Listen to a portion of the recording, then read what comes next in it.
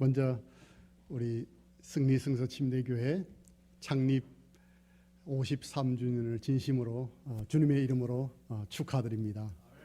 정말 귀하게 하나님께서 여러분 교회를 사용하신 것을 진심으로 감사를 드립니다.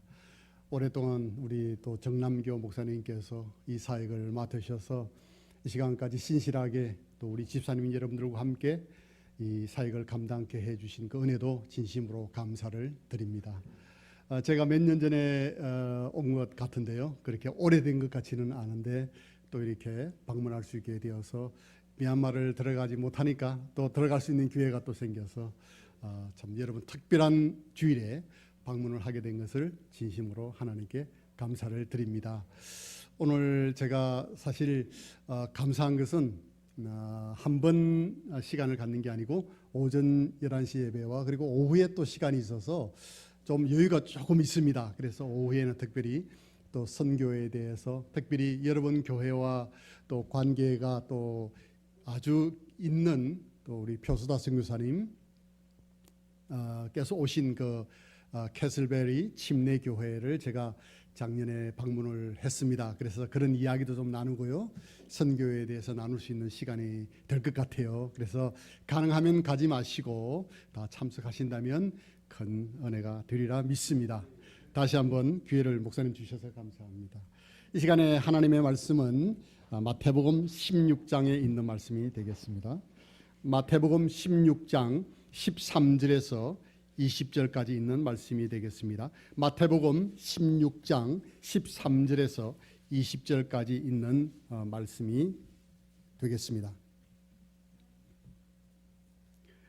교독을 하도록 그렇게 하겠습니다. 제가 먼저 읽도록 하겠습니다. 예수님께서 가이사라 빌립보 지방에 들어오사 자기 제자들에게 물어 이르시되 사람들이 나 곧 사람의 아들을 누구라고 하느냐 하시니 그들이 이르시되 어떤 이들은 주께서 침례자 요한이라 하고 어떤 이들은 엘리야라고도 하며 어떤 이들은 예레미야나 대언자들 중에 하나라고 하나이다 하거늘 그분께서 그들에게 이르시되 그러나 너희는 나를 누구라고 하느냐 하시니 시몬 베드로가 대답하여 이르되 주는 그리스도시요 살아계신 하나님의 아들이시니라 하며 예수님께서 그에게 응답하여 이르시되 바요나 시몬아 내가 복이 있도다. 그것을 내게 계시한 이는 살과 피가 아니요 하늘에 계신 내 아버지시니라. 내가 내게 이르노니 너는 베드로라 지옥의 문들이 그것을 이기지 못하리라. 내가 하늘의 왕국의 열쇠들을 내게 주리니 무엇이든지 내가 땅에서 묶으면 그것이 하늘에서 묶일 것이요 무엇이든지 내가 땅에서 풀면 그것이 하늘에서 풀리리라 하시고 그때에 자기 제자들에게 명하라사 자기가 그리스도 예수인 것을 그들이 아무에게도 말하지 못하게 하시니라. 아멘. 기도하겠습니다. 살아계신 하나님 아버지, 은혜와 사랑을 진심으로 감사합니다. 이 아름다운 이 귀한 의미 있는 주일에 하나님 부족한 종을 세우시고 말씀을 전가할 수 있도록 기회를 주셨는데 오늘 시간 이 교회에 필요한 말씀을 허락해 주시고 위로해 주시고 도전케 해 주시기를 간절히 바라고 원합니다. 53년 동안 역사하시고 사용하신 하나님의 은혜를 감사하며 모든 존귀와 영광을 우리 하나님께 돌려드리고 예배를 주님께 맡깁니다. 예수 그리스도의 이름으로 기도하옵나이다. 아멘. 앉으시겠습니다. 지금 예배를 예배당뿐만 아니라 2층 또 홀에서 그리고 또 집에서 온라인으로 또 많은 분들께서 예배를 드리고 계시리라 믿습니다.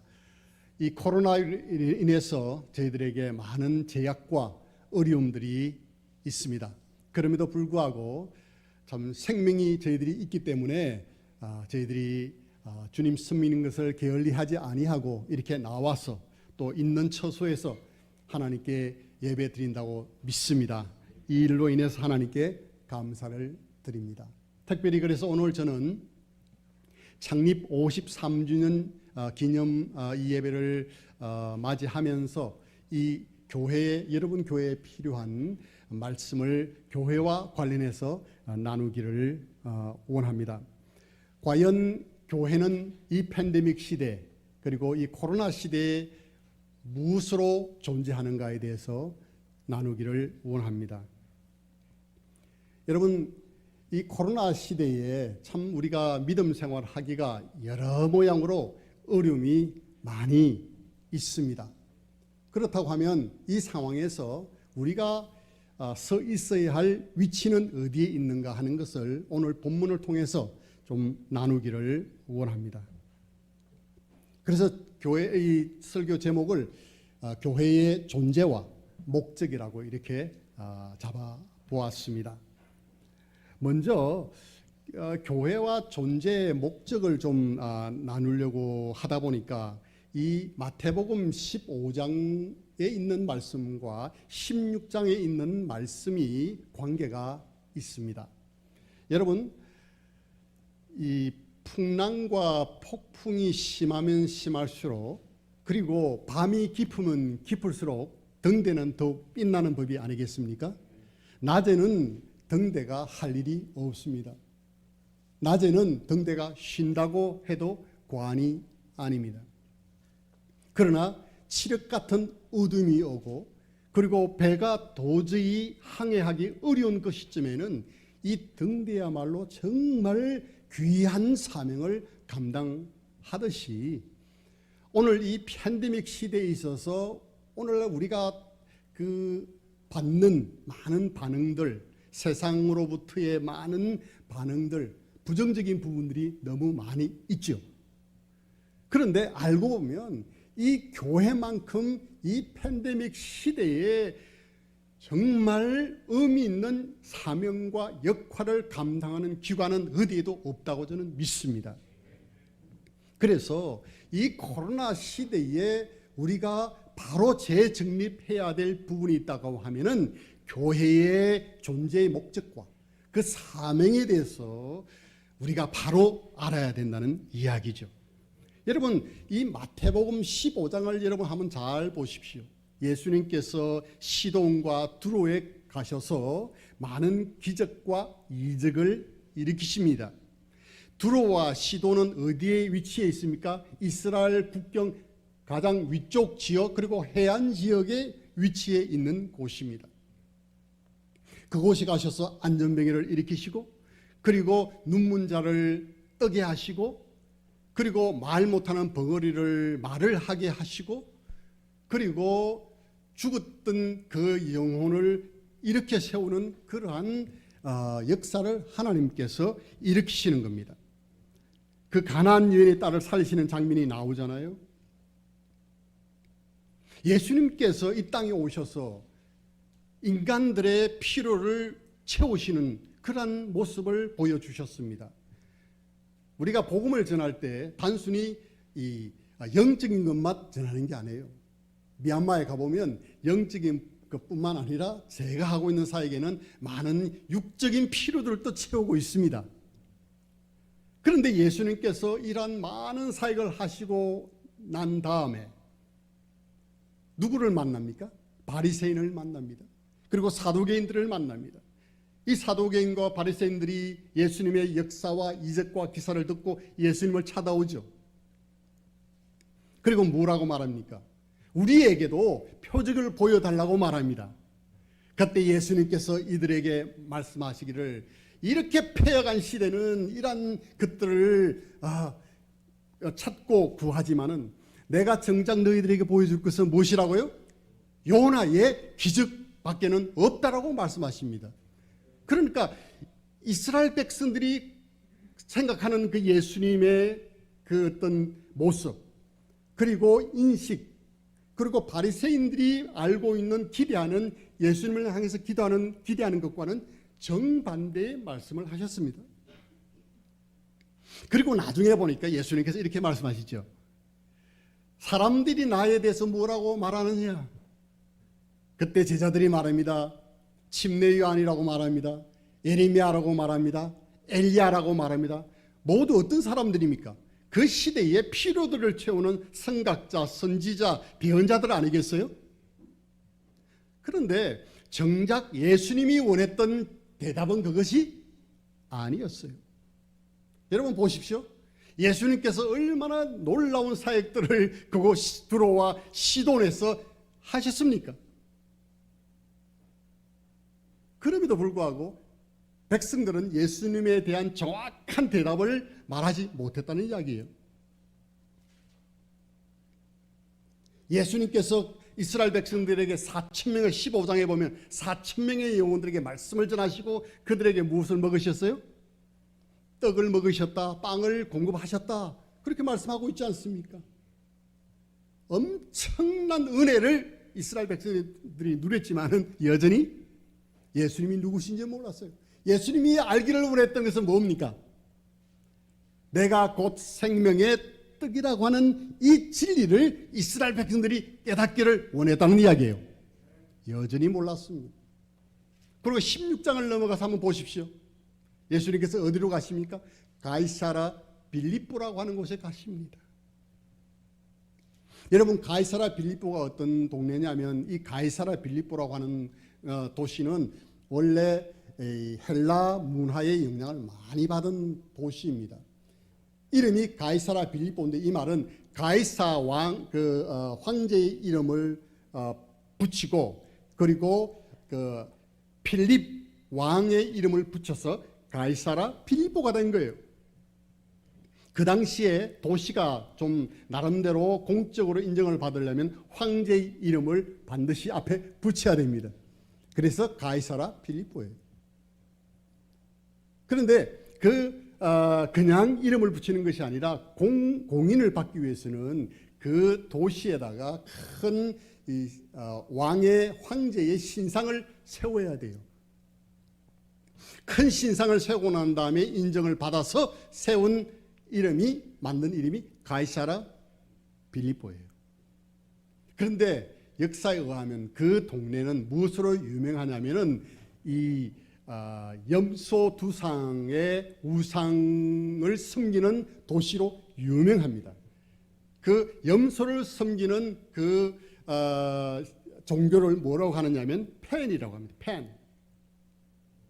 P-A-N. 여러분, 이 팬이라는 의미가 뭡니까? 이건 이런 범. 우리가 뭐 할 때 팬 퍼시픽 그러잖아요. 태평양, 환태평양. 이 전체적인 이런 의미가 있어요. 우리가 요즘 쓰는 팬데믹이 어디서 나왔느냐면 바로 이 팬이라고 하는 우상숭배에 쓰여졌던 그 용어가 지금 우리가 쓰는 용어예요. 그래서 팬데믹, 전 세계적인 현상이다 이런 말이에요. 여러분 보십시오. 예수님께서 가신 곳이 어디라고 그랬어요?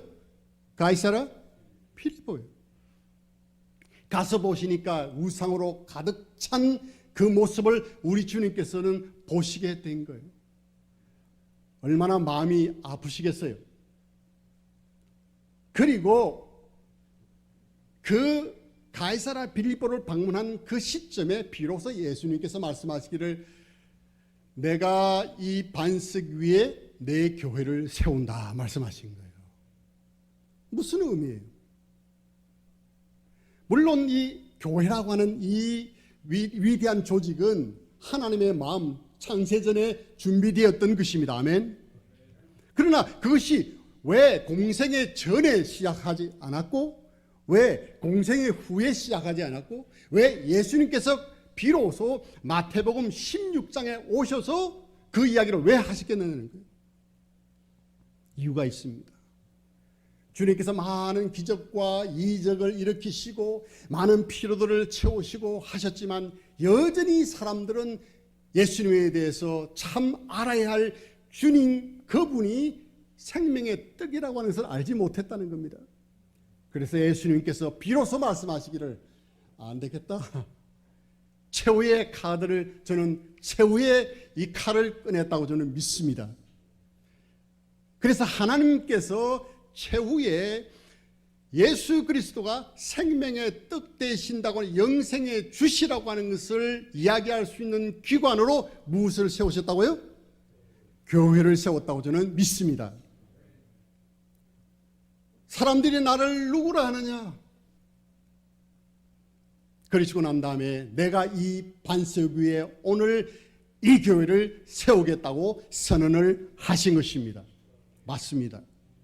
교회는 모든 것이 잘 돼가고 있고 모든 것이 편안하고 사람들이 우리를 웰컴하고 이럴 때 교회가 존재하는 게 아니라, 교회는 언제 존재하느냐?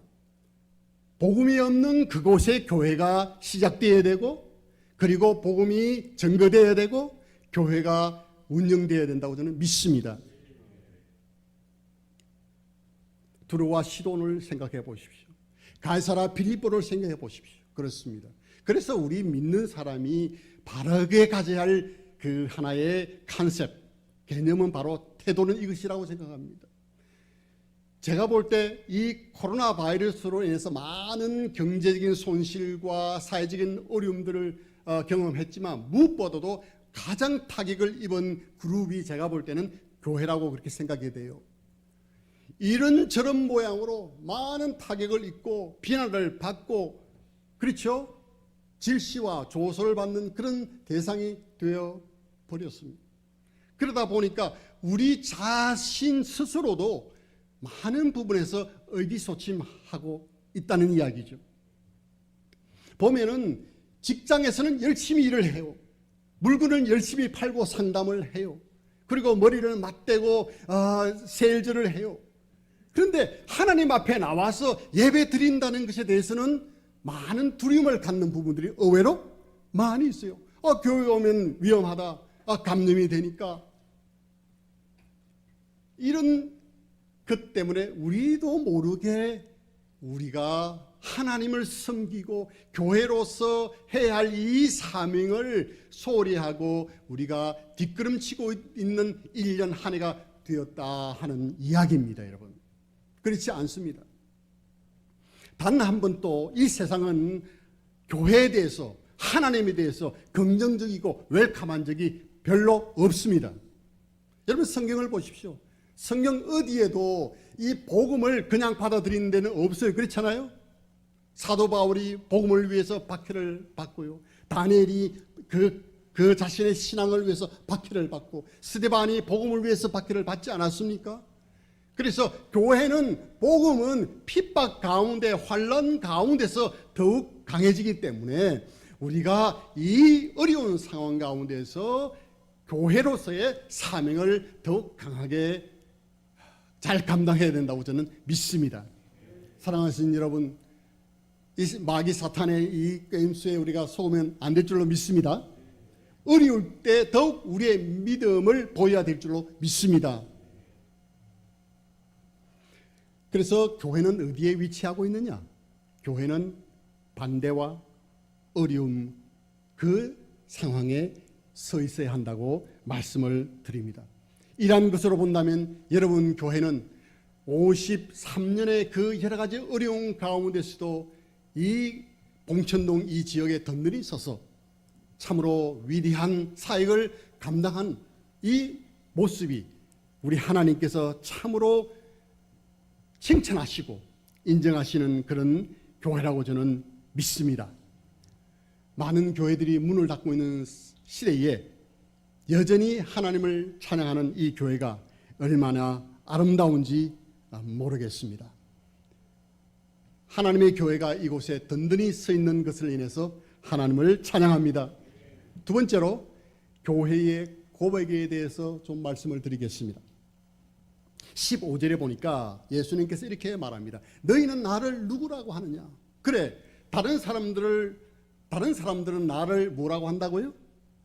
예레미야, 그리고 또 엘리야, 이런 것을 침례 요한, 이렇게 질문을 제대로 답을 못했는데 베드로, 자네는 어떻게 생각하느냐?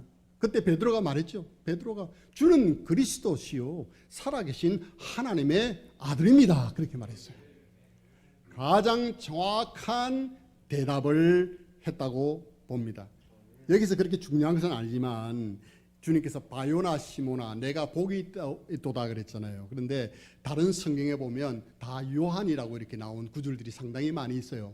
제가 성경을 쭉 보니까 마태복음 16장 17절과 요한복음 21장 16절과 요한복음 1장 42절을 보게 되면 모두 요나의 아들이라고 기록이 되어 있습니다.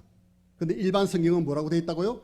요한의 아들로 되어 있습니다. 그래서 요나의 아들이 더 성경적인 용어다 하는 것을 제가 말씀을 드리고 싶습니다. 그런데 자네가 이렇게 고백한 것은 자네의 혈육으로 된 것이 아니고 하나님의 성령으로 피와 혈로 된 것이 혈과 육으로 된 것이 아니고 성령으로 된 것이다. 우리 예수님께서 그렇게 칭찬을 해 주셨습니다. 그래서 제가 오늘 여기서 말씀드리고 싶은 것은 무엇이냐면 여러분 교회는 교회되게 하는 것, 교회가 교회되게 하는 것이 무엇이냐 하는 것을 말씀드리고 싶은 겁니다. 교회는 우리가 모일 때마다 우리가 기도할 때마다 주는 그리스도라고 하는 이 고백이 끊이지 않아야 된다. 그렇게 생각을 해 봅니다. 우리가 때로는 교회들을 보면 이 정말 높여야 할 그 분, 높여야 할 예수 그리스도가 빠져 있는 모습을 종종 보게 되죠. 인간적인 이야기, 뭐 이런 이야기로 설교를 커버한다든지, 그리고 모든 성도들의 대화나 이 사역 가운데서도 예수 그리스도가 빠진 프로그램으로 모든 것을 진행하는 그런 모습들을 종종 보게 됩니다. 아니면 무슨 기업적인 그런 형태의 사역을 해나가는 모습들을 우리가 종종 보게 됩니다. 그러나 여러분, 교회에서 우리가 불러야 할 주제는 바로 예수 그리스도는 우리의 주시라고 하는 것을 고백하고 그분을 높여야 될 줄로 믿습니다. 제가 이제 미얀마를 들어가지 못하고 작년에 이제 아들이 미국에 이제서 목회를 하고 있기 때문에 제가 잠시 방문을 했습니다. 하는 가운데 제가 그 방문 기간에 꼭 제가 해보고 싶은 것이 있었는데 그것이 무엇이냐면 교회들과 그 신학교를 특별히 방문하고 싶은 그런 마음이 있어서 오래전부터 기도를 해왔었는데 그것이 비로소 이루어졌습니다.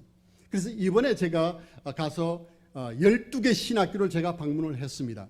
소위 미국에서 근본주의 신학교라고 하는 신학교는 제가 다 방문을 해 보았습니다. 예를 들어서 그 플로리다에 있는 펜사콜라 크리스천 칼리지 PCC라고 하는 데를 이제 가봤고요. 그 다음에 이제 그 달라스 신학교를 하는 데도 제가 가보았고, 또 그 하틀랜드, 오클라호마에 있는 하틀랜드 침례 신학 대학도 제가 가보았고, 그리고 이제 스프링필드 머주리에 있는 성서 침례 신학교도 제가 방문을 해봤고요. 그리고 저 위쪽에 올라가면 또 그 할스 앤더슨, 그 할스 목사님이 목회하셨던 그 와 관계된 할스 앤더슨 신학교도 제가 방문을 해보았습니다. 그리고 이쪽으로 넘어와서 이제 크라운 칼리지라고 또 섹스턴 목사님이 그 총장으로 계신 그 신학교도 제가 방문을 해보았습니다. 그래서 다 이제 웨스트 코스트는 이전에 제가 방문을 해보았고요. 그래서 그 이제 골든 게이트는 이번에 코로나 때문에 제가 방문을 하지를 못했지만 방문을 하면서 많은 것을 느낄 수가 있었습니다. 그것은 하나입니다. 이 팬데믹 때문에 많은 교회와 신학교들이 어려움을 당하고 있었다 하는 이야기입니다. 그럼에도 불구하고 성경을 바로 믿고 영혼 구령을 강조하고 성경을 우리에게 주신 무오한 하나님의 말씀이라고 이렇게 강하게 믿는 신학교와 교회는 여전히 신학생들로 가득 차고, 그리고 교회의 성도들은 그 자리를 지키고 있더라는 이야기입니다. 그것이 저의 결론이었어요. 왜냐하면 단 한 번도 복음에 대해서 세상이 웰컴한 적이 없었으니까 이 팬데믹 때도 당연한 것이죠. 그러니까 여전히 그 어려운 가운데서도 복음 증거하며, 그리고 신학생들을 그 일꾼들을 양성하는 그 일에 최선을 다하는 모습들을 제가 볼 수가 있었습니다. 교회에서 어떤 무슨 설교를 할 때 철학적인 이런 것을 가르치지 않고 신학생들을 가르칠 때 어떤 논리를 가르치는 것이 아니고 이 예수 그리스도가 유일하신 구원자시며 생명의 떡이 되신다고 하는 이 사실에 대해서 강조를 한다고 하는 이야기입니다. 사랑하신 여러분, 이 세상이 가면 갈수록 어렵습니다. 왜? 이 세상은 말세를 향해서 가고 있기 때문에 그렇습니다. 그리고 우리가 가는 이 신앙, 우리의 가는 길이 넓지 않습니다. 좁습니다.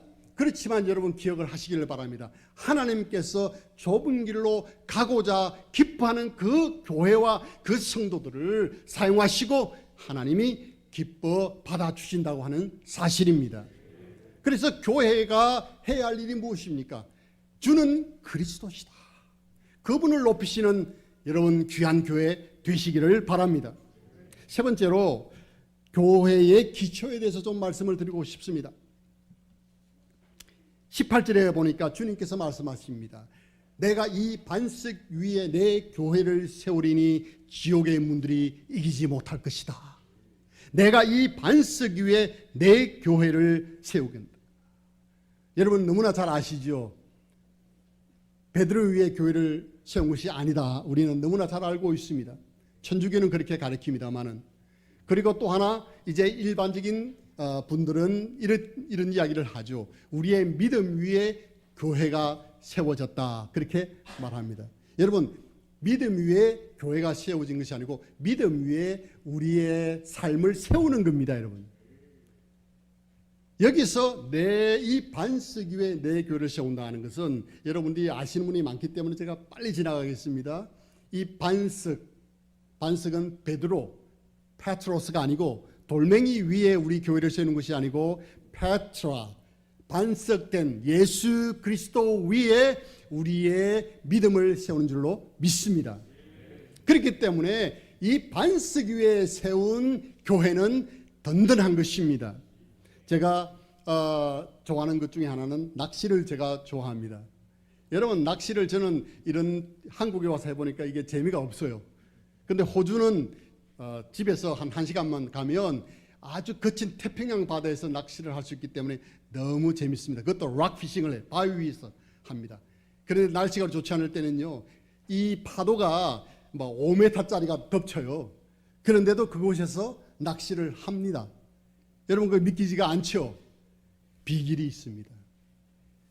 바위에 두리를 뚫고 그리고 구멍을 뚫고 거기다가 큰 쇠사슬을 묶어 놓았습니다.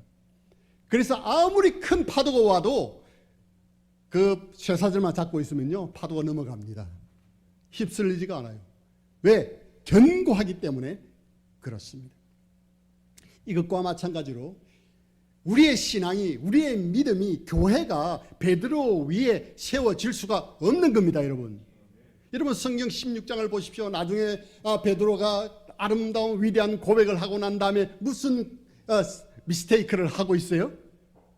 예수님께서 말합니다. 내가 이제 십자가에 못 박혀 죽어야 하리라. 그리고 3일 만에 부활하겠다. 그 이야기를 제자들에게 하시잖아요. 그러니까 이 베드로가 말합니다. 주님, 절대로 그런 일이 일어날 수 없습니다. 영어성에 보면 예수님을 잡았다 그랬습니다. 예수님을 잡고 예수님을 꾸짖었다, rebuke 그랬어요. 꾸짖었다 그랬어요. 여러분, 성경에서 주님을 꾸짖은 사람이 별로 없어요. 그런데 이 제자가 감히 예수님을 꾸짖었다. 이런 실수를 누가 했어요? 베드로가 했어요. 제 이름이 영어로 피터입니다. 이런 실수를 했어요. 그 실수 많은 사람 위에 교회를 세울 수 있습니까? 그렇지 않습니다. 자, 한번 구절을 한번 찾아보시죠. 고린도전서 3장 11절입니다. 제가 읽습니다. 고린도전서 3장 11절에 아무도 이미 놓은 기초 위에 능히 다른 기초를 놓을 수 없나니 이 기초는 곧 예수 그리스도시니라. 아멘. 고린도전서 10장 4절입니다. 고린도전서 10장 4절입니다. 모두가 같은 영적 음료를 마셨느니라. 그들이 자기들을 따라가던 영적 반석으로부터 마셨는데 그 반석은 그리스도였느니라. 그 반석은 그리스도이니라. 아멘. 그리고 요한복음 1장 42절입니다. 요한복음 1장 42절입니다. 그가 그를 데리고 예수님께로 오매 예수님께서 그를 바라보시고 이르시되 내가 요나의 아들 시몬인즉 게바라 불리리라 하셨는데 게바는 번역하면 돌이라. 예수님의 기초 위에 베드로의 믿음과 사도들의 믿음 위에 우리의 믿음이 세워져서 교회를 이루고 있는 것입니다. 여러분 뭐라고 했습니까? 베드로는 게바, 즉 뭐라고요? 돌이라고 말씀하고 있습니다. 그러므로 우리의 교회가 반석 대신 그리스도 위에 세워졌다는 것을 강하게 믿으면 믿을수록 이 교회는 주님 오실 때까지 든든하게 사명을 감당하며 세워질 줄로 믿습니다. 이러한 승리교회가 되기를 간절히 바랍니다. 네 번째로 교회의 시작입니다. 이 부분도 여러분들께서 많은 분들이 특별히 아시리라 생각을 합니다. 그렇지만은 제가 간단하게 그냥 읽으면서 지나가도록 그렇게 하겠습니다. 예수님께서 교회를 세우신 흔적들이 많이 있는데요. 여러분 이제 많은 분들이 말하기를 교회는 오순절날 세워졌습니다. 이렇게 이야기하기 때문에 성경을 성경대로 해석을 하지 않으면 성령 강림이 오순절날 했기 때문에 교회는 오순절날부터 시작되었다 이렇게 생각하고 믿는 분들이 의외로 많이 있습니다. 저도 그것을 알고 있습니다.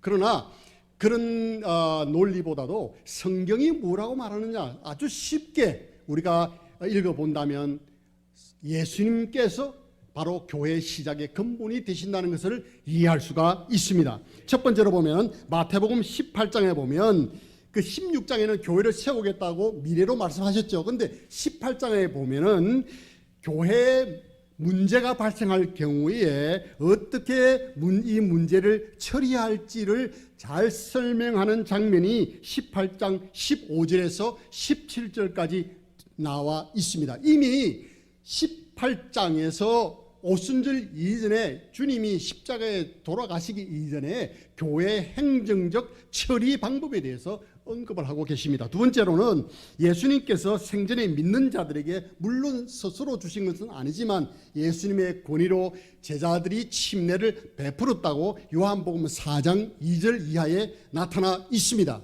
그리고 예수님께서 십자가에 죽으시기 전에 주의 만찬을 거행을 하셨습니다. 누가 주의 만찬의 주인공이십니까? 예수 그리스도가 주의 만찬의 주지자이십니다. 그렇다고 하면 우리는 교회의 의식이 바로 침례와 주의 만찬이라고 우리는 믿고 있습니다. 그러면 이것은 누구로부터 시작된 것입니까?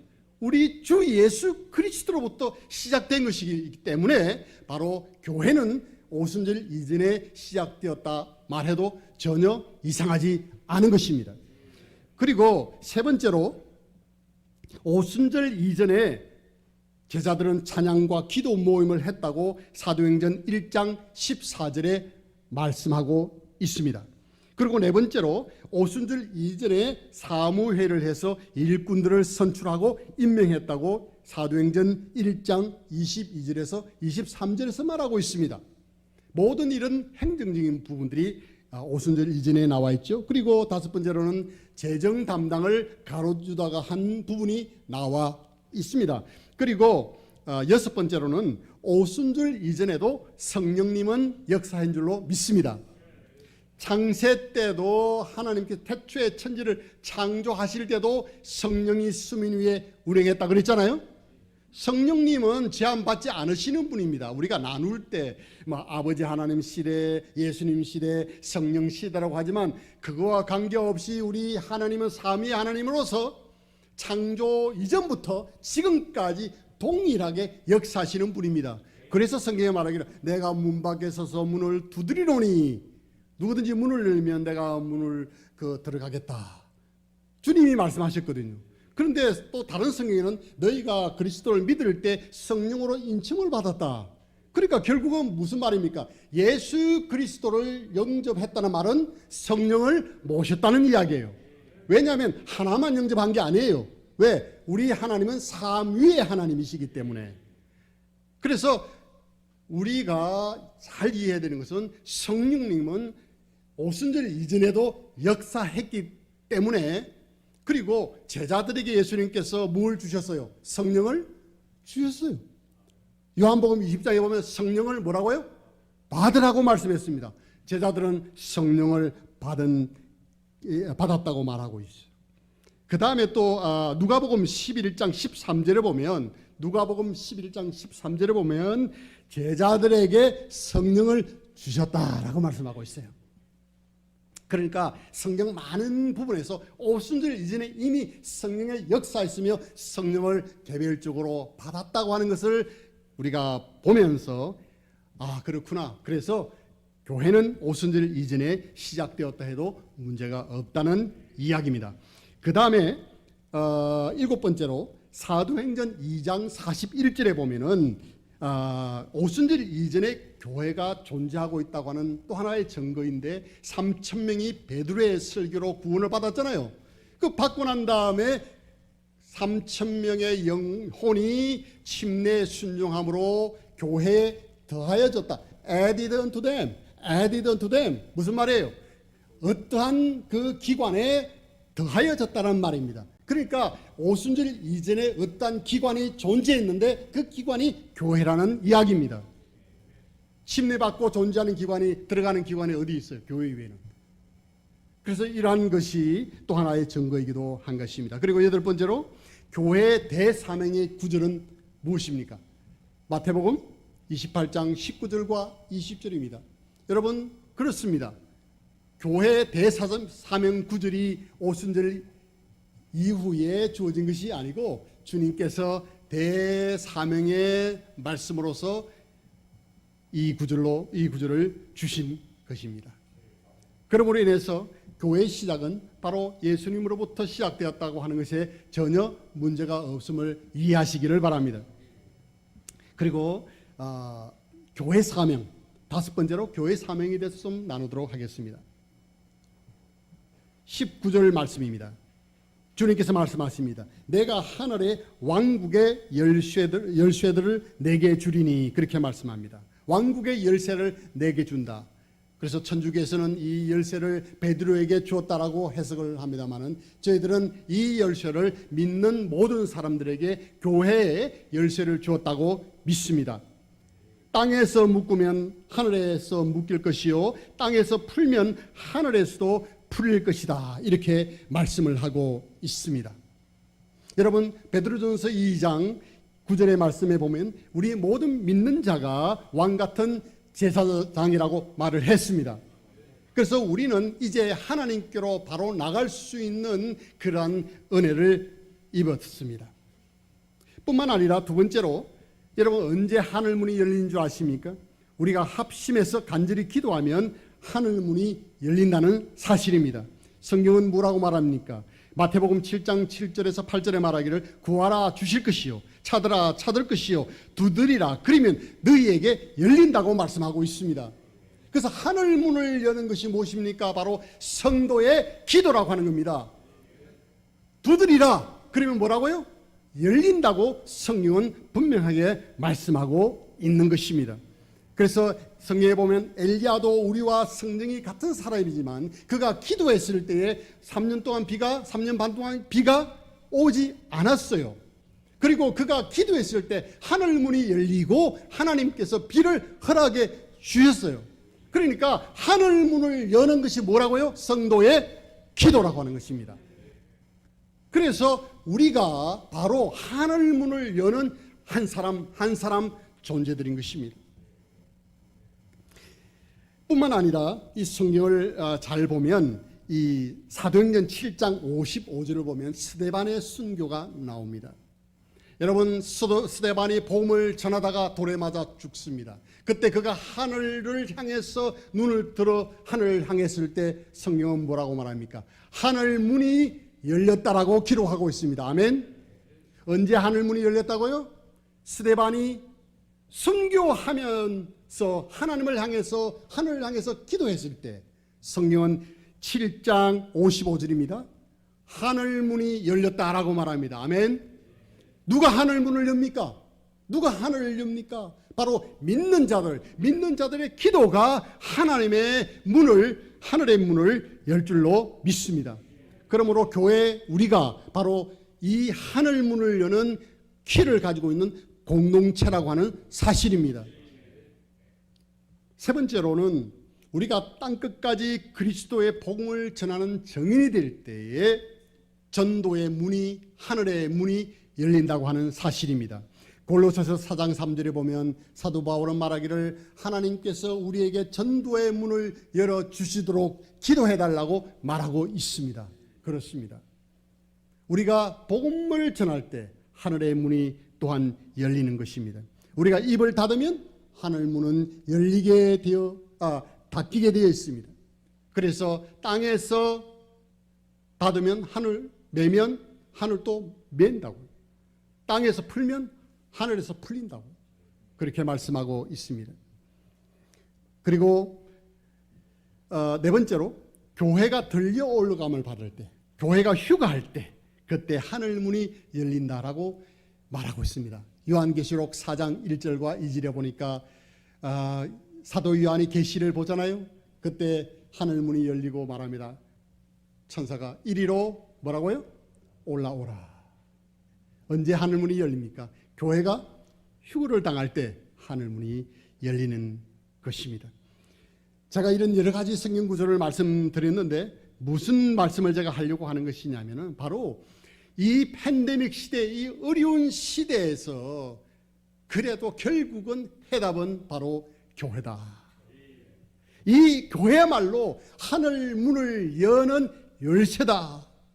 여러분들이야말로 하나님의 문을 여는 열쇠라고 하는 것을 말씀드리고 싶은 겁니다. 예화를 한 가지 말씀드리고 마치도록 하겠습니다. 1시부터 또 예배가 있죠. 어느 날 새끼 사자와 엄마 사자가 대화를 했다고 합니다. 엄마가 이제 그 새끼 사자를 이렇게 이제 돌보고 있는데 새끼 사자가 엄마에게 이렇게 묻습니다. 엄마, 우리는 왜 이렇게 이 깃털이 이렇게 뒤에 칼기가 이렇게 멋있냐고 묻습니다. 그러니까 어머니가 이렇게 말합니다. 이것은 우리 밀림의 그 왕이라고 하는 그 위엄을 나타내는 것이란다. 이렇게 말을 했다고요. 그러니까 이 새끼 사자가 그럼 우리는 왜 이렇게 발톱이 이렇게 아주 무섭게 생겼냐고.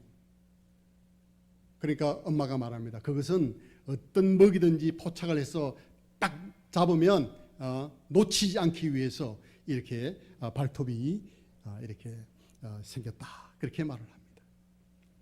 그러니까 이 새끼 사자가 엄마에게 이렇게 질문합니다. 그러면 엄마, 왜 우리는 동물원에 있어야 돼요? 그렇게 말했다는 거예요.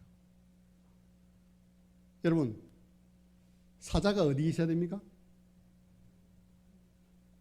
밀림이 있어야 되잖아요. 근데 사자가 지금 어디 있어요? 동물원에 있는 거예요.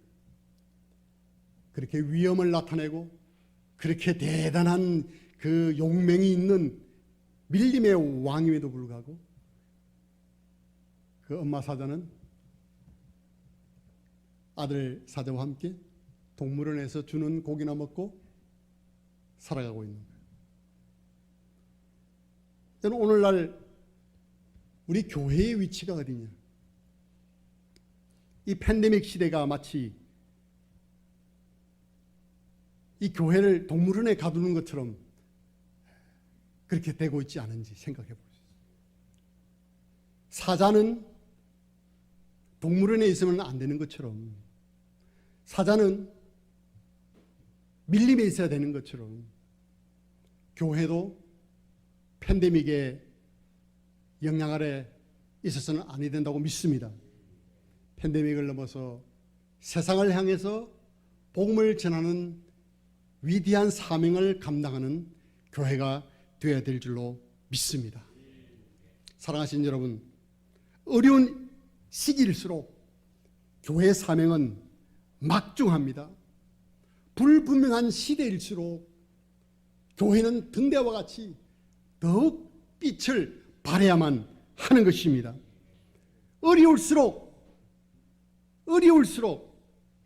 주의 종들이 더 많이 배출되어야 하고, 어려울수록 교회 개척이 더 왕성하게 일어나야 되고, 어려울수록 선교사들이 해외를 향해서 나가야 되고, 어려울수록 교회는 영혼 구령에 박차를 가야 된다고 믿습니다.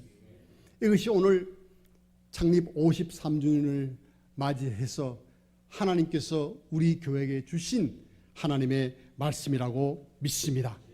첫 번째로 제가 무슨 말씀을 드렸습니까? 첫 번째로 교회의 위치, 존재, 목적에 대해서 말씀을 드렸습니다.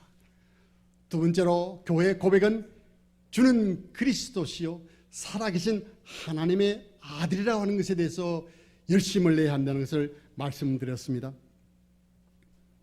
그리고 세 번째로 교회의 기초는 예수 그리스도이기 때문에 우리가 이것을 강하게 믿으면 믿을수록 교회는 더욱 왕성하게 성장할 것이라는 말씀을 드렸고요. 네 번째로는 교회의 시작에 대해서 말씀을 드렸고, 다섯 번째로는 교회의 사명에 대해서 말씀을 드렸습니다. 교회의 사명, 우리가 잘 감당할 때 하나님께서 하늘의 문을 여신다고 하는 것을 말씀을 드렸습니다.